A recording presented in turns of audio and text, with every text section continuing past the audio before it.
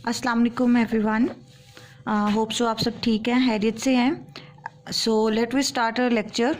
जैसे कि हमने प्रीवियस लेक्चर में इंक्रीमेंटल क्लस्टरिंग पे काम किया और हमने देखा कि अपने मेमोरी को, क्योंकि जो भी हम क्लस्टरिंग का काम कर रहे थे और उसमें रिक्वायरमेंट ये थी कि एप्लीकेशन जैसे जैसे time to time update technology increase होती जा रही है, रिक्वायरमेंट चेंज होती जा रही हैं, तो नंबर ऑफ़ सैम्पल्स हंड्रेड से मिलियंस में चले गए हैं और हंड्रेड और मिलियंस में एक साथ मेमोरी में लेके आना is not suitable because we know that memory का साइज़ इतना नहीं होता।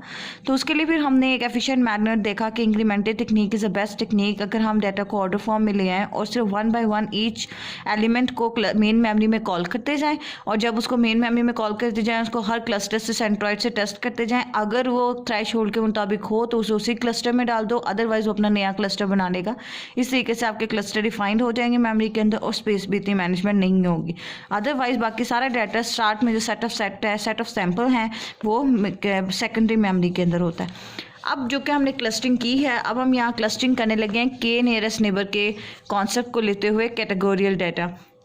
के नियरेस्ट नेबर क्लस्टरिंग इसलिए क्योंकि because it is an iterative approach जहाँ के साइजेस इंक्रीज हो सकते हैं और हम कैटेगोरियल पे अप्लाई करते हैं, that is using clustering feature technique use करके। यहाँ हमने क्या करना है कि यहाँ पे हमने, क्योंकि कैटेगोरिकल डाटा यहाँ हमने सिमिलैरिटीज़ की बेस पे हमने फाइंड आउट करना है कि विच एलिमेंट या सैम्पल जो है वो move to the that cluster. अब यहाँ पे हमारे पास क्या होगा कि हमारे पास सेट ऑफ सैम्पल्स पड़े होंगे, हम जो नया टेस्टिंग सैम्पल आएगा उसको चेक करेंगे कि वो किसके साथ रिलायबल है, उसके किस क्लस्टर में जाना चाहिए। बिकॉज के मीन नियरेस्ट नेबर में हमने यही डिसाइड किया था, लाइक हमने नेक्स्ट प्रीवियस एग्जाम्पल भी की थी वो टिश्यूज़ वाली, स्ट्रेंथ एसिड ड्यूरेबिलिटी वाली, तो उसी के अंदर भी हमने देखा था कि नया आने वाली जो रीडिंग थी वो कौन सी कैटेगरी में जा रही थी, either it is good either it is bad. तो यहाँ पे भी हम यहाँ देखेंगे कि हमारे पास क्लस्टर्स गिवन है, लेकिन नया आने वाला सैंपल टेस्ट किया जाएगा with each and every element of every cluster. जितने भी क्लस्टर होंगे उसमें जितने भी एलिमेंट्स होंगे, नया आने वाला सैंपल को यानी हमारे टेस्ट सैंपल को, अननोन सैंपल को हर हमारे क्लस्टर के हर एलिमेंट से टेस्ट किया जाएगा। फिर उसके ऊपर हम के पैरामीटर पास करेंगे, रादर K1 हो, K2 हो या K3 को यूज़ करते हुए, और उसके मुताबिक हम बताएंगे कि नया आने वाला सैंपल किस क्लस्टर का पार्ट होना चाहिए।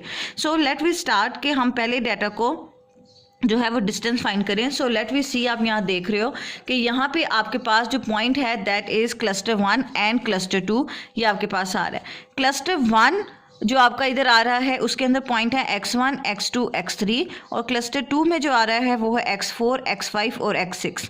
New samples is that y is equal to a c a b c a, ये उसके सैम्पल्स हैं a c a b c a।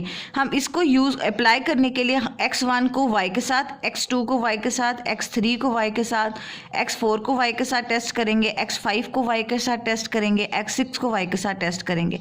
SMC approach use करके हमने क्लस्टरिंग में स्टार्ट में हमने कैटेगोरियल के लिए की थी, बाइनरी डाटा के लिए, कि अगर दोनों I1 हुआ J1 हुआ तो आंसर A होगा, अगर I1 और J0 हुआ तो आंसर B होगा, अगर I0 और J1 हुआ तो आंसर C होगा और दोनों अगर 0 हुए तो आंसर D होगा।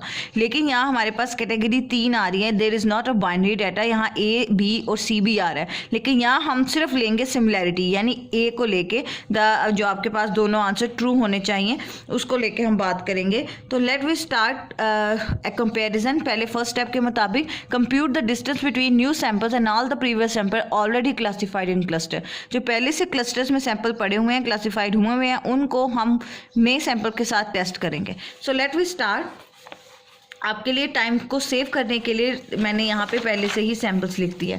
ए का जो सैंपल्स था 1 B A B C और B, तो अगर हम यहाँ देखें तो हमारे कितने सैंपल्स जो हैं वो मैच कर रहे हैं, एक, ठीक है। जो हमारे सैंपल्स यहाँ आ रहे हैं, सैंपल्स हमारे पास आ रहे हैं this one, this one, this one और this one. There are 4 sample out of 6, ठीक है। There is 4 sample out of 6। अगर मैं इसको लिखूँ तो SMC जो x1 और y1 का है वो हमारे पास 4/6 आ रहा है। उसके बाद हम बात करते हैं इसकी similarity, this similarity, this one is similarity, this one is similarity. तो SMC फॉर x2 और y2 के लिए इस y के लिए है वो हमारे पास है 3/6। इसी तरह इसकी कंपैरिजन देखते हैं, there is A of A, B of B and there is only 2 elements. हमारे पास यहाँ पे सिर्फ 2 हैं, तो हम यहाँ सिमिलैरिटी देख रहे हैं SMC x3 और y की, एंड दैट इज़ 2/6। 6 कैसे है? 1 2 3 4 5 6 सैम्पल्स हैं, इस डेटा पॉइंट्स हैं इसके अंदर। अब हम SMC निकालेंगे x4 और y के साथ, तो यहाँ अगर हम सिमिलैरिटी देखें this one and this one, तो देर आर आल्सो 4/6।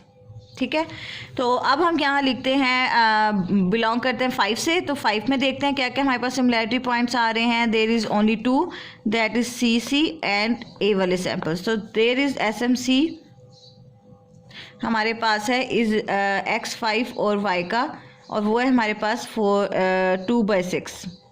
ठीक है, और हम लास्ट पे SMC फाइंड करेंगे x6 और y के साथ, तो देर इज़ दिस 2, और हमारे पास यहाँ आ जाता है ये b है, इसके अलावा x6 को लेके ACBA ठीक है, और ये मैच कर रहा है, दिस वन इज़ मैचिंग हो रही है, और उसके बाद ये BA है, और यहाँ हम बात करते हैं, यहाँ मैंने उल्टा लिख दिया, देयर इज C और ये सैम्पल चेंज। ठीक है, तो सिर्फ 2 पॉइंट हमारे पास मिल रहे हैं, तो दैट इज़ 2/6। सो हमने यहाँ सिमिलैरिटी की बेस पे SMC डिस्टेंस फाइंड आउट कर लिया। अब हम इनको जोन से सैंपल जिस क्लस्टर के थे उसमें ही लिखेंगे, बट डाटा को ऑर्डर में करके। लाइक उसने क्या लिखा है, sort distance in increasing order, select के सैंपल विद स्मॉलेस्ट डिस्टेंस। ठीक है, तो पहले हम इसको सॉर्ट आउट कर लेंगे।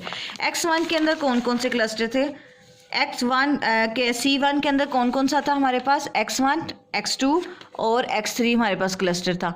ठीक है, यहाँ पे अब हमारे पास इधर x1 x2 और x3। अब x1 x2 और x3 में हाईएस्ट कौन सा है, दिस वन 4/6। तो मैं यहाँ लिखती हूँ SMC। ठीक है, SMC x आ जाता है हमारे पास, जो x3 और y है वो है x4 है, बल्कि x1 x1 और y है वो है हमारे पास 4/6। और इधर SMC हमारे पास जो x आ जाता है 2, और y जो है वो है हमारे पास 3/6, और SMC हमारे पास x3 और y जो है वो है हमारे पास 2/6। वो हमने असेंडिंग ऑर्डर में लिख दिया। अगर 4/6 इसका होता तो हम ये पहले ऊपर लिखते। उसके बाद x2 की बात करते हैं, क्लस्टर 2 की बात करते हैं। SMC y यानी y x आ गया हमारे पास x4। ठीक है, x4 और y, और वो हमारे पास हो गया 4/6। इसी तरह SMC हमारे पास जो क्लस्टर 2 है उसमें 5 भी क्लस्टर 2 से बिलोंग कर रहा है, तो x ऑफ y और वो हमारे पास हो गया 2/6। और जो दूसरा लास्ट वाला है SMC x6 और y, वो भी हमारे पास है 2/6। अगर मैं इसको कैलकुलेट करूं तो कैलकुलेट करके जो 4/6 हमारे पास आंसर आएगा, तो 4/6 हमारे पास बनता है 0.66, और मैं यहाँ लिखूँगी 0.66। ये भी 4 है तो डेफिनेटली ये भी 0.66 होगा। 3/6 करेंगे तो आंसर आएगा 0.5, वो मैं यहाँ लिख रही हूँ। और 2/6 आएगा तो हमारे पास आंसर होगा 2/6, तो आंसर होगा 0.33। ठीक है, तो 0.33 होगा, तो हर यहाँ पे 0.33 सबका आ जाता है। अब वो कहता है कि अगर k की वैल्यू 1 है, ठीक है, सो हम यहाँ देखते हैं क्लस्टर 1 k की वैल्यू अगर 1 है, वो आपको कहता है k = 1, तो आपने एक सैंपल लेना है असेंडिंग ऑर्डर में। तो आप क्लस्टर 1 को, अगर मैं x1 और x2 से इसको सबको ऑर्गेनाइज करके देख रही हूँ, तो ये पहले है x1, फिर दूसरा, क्योंकि मुझे इसको इंक्रीजिंग ऑर्डर में लिखना है, x1 के बाद जो 4/6 की वैल्यू दूसरी किसकी है, 4/6 इसकी है, x4 की। फिर है मेरे पास x2, फिर मेरे पास है x3, फिर है x5 और फिर है x6। अगर मैं ओवरऑल क्लस्टर्स को भूल जाऊँ और इसको ऑर्गेनाइज करूँ तो ऐसे बनता है। क्यों? क्योंकि 4/6 भी x1 का है, ये भी 4/6 x1 का है, x2 का हमारे पास 3/6, x3 है हमारे पास जो है वो 2/6, ये भी 2/6। ठीक है, and this one also is 2/6। अगर मैं इसको राउंड अबाउट करके लिखूँ तो 0.66, 0.66, 0.50, 0.33, 0.33, 0.33। के का सैंपल 1 लेना है, तो अगर मैं 1 लेती हूँ तो टॉप रीडिंग देखती हूँ तो ये है आपके पास 1। अब क्लस्टर 1 में भी आप देखो, अगर एक ही वैल्यू लेनी है ना, तो आप देखो दोनों फर्स्ट के, अगर मैं क्लस्टर्स के अकॉर्डिंग बात करूँ तो K1 क्लासीफाई नहीं हो सकता, बिकॉज यहाँ जब हमने देखना है K1 एक ही पैरामीटर लेना है तो हम देखेंगे कि ये डिसीजन मेकिंग करना मुश्किल हो रही है, क्योंकि अगर हम K1 ले रहे हैं तो सिमिलर ट्रैक कितने हैं, 2 हैं। तो यहाँ डिसाइड करना मुश्किल हो जाएगा कि किस जगह पे हम इसको भेजें। तो K1 is not suitable parameter to deciding कि Y किसके पास जाएगा। फिर हम K3 को रख के देखते हैं। देयर इज़ K3, ठीक है, 1 है ना, तो यहाँ हम डालते हैं K3 को साइज़ को। अब K3 के साइज़ में देखो, फर्स्ट 3 सैम्पल्स हम लेते हैं। K1 लेना था, दिस 1 हमने लिया। उसके बाद K3 की साइज़ की बात करते हैं, तो हम यहाँ डिसाइड करना आसान होगा। वो कैसे, 2 हाईएस्ट रीडिंग है ना, तो इस तीनों में से टॉप 3 रीडिंग में से कितने सैंपल क्लस्टर 1 से बिलोंग कर रहे हैं, 2 सैंपल X1 और X2 क्लस्टर 1 से बिलोंग कर रहे हैं और 1 सैंपल क्लस्टर 2 से बिलोंग कर रहा है। इसका मतलब जिस तरफ ज़्यादा वोटिंग होगी नया सैंपल उस तरफ जाएगा। पहले पैरामीटर 1 था, तो हमने जब पैरामीटर 1 चूज़ किया तो हमने भी देखा कि क्लस्टर 1 में भी अगर फर्स्ट पैरामीटर को देखें तो दोनों की रीडिंग सेम है, तो यहाँ कन्फ्यूजन हो जाएगी कि कहाँ भेजें, इसलिए हम 1 पैरामीटर को छोड़ रहे हैं। उसके बाद हमने 3 पैरामीटर्स लिए, यानी 3 लार्जेस्ट रीडिंग्स, यानी 3 लार्ज रीडिंग। उसमें से हमने तीनों में से देखा कि 2 रीडिंग्स एक क्लस्टर से बिलोंग कर रही हैं और 1 रीडिंग दूसरे क्लस्टर से बिलोंग कर रही हैं। तो वोटिंग किसकी ज़्यादा है, क्लस्टर 1 की, इसलिए Y sample is move to the cluster 1। ठीक है, X1, X4, X2 top 3 readings लेनी थी, तो X1, X2 और X4। तो X1 और X2 जो है वो बिलोंग कर रहे हैं क्लस्टर 1 से और X4 बिलोंग कर रहा है क्लस्टर 2 से। तो वोटिंग ज़्यादा सैंपल किसकी तरफ है, क्लस्टर 1 की तरफ, इसलिए इस नया आने वाला सैंपल क्लस्टर 1 में जाएगा। इस तरीके से हम कैटेगोरी वर्किंग परफॉर्म कर सकते हैं।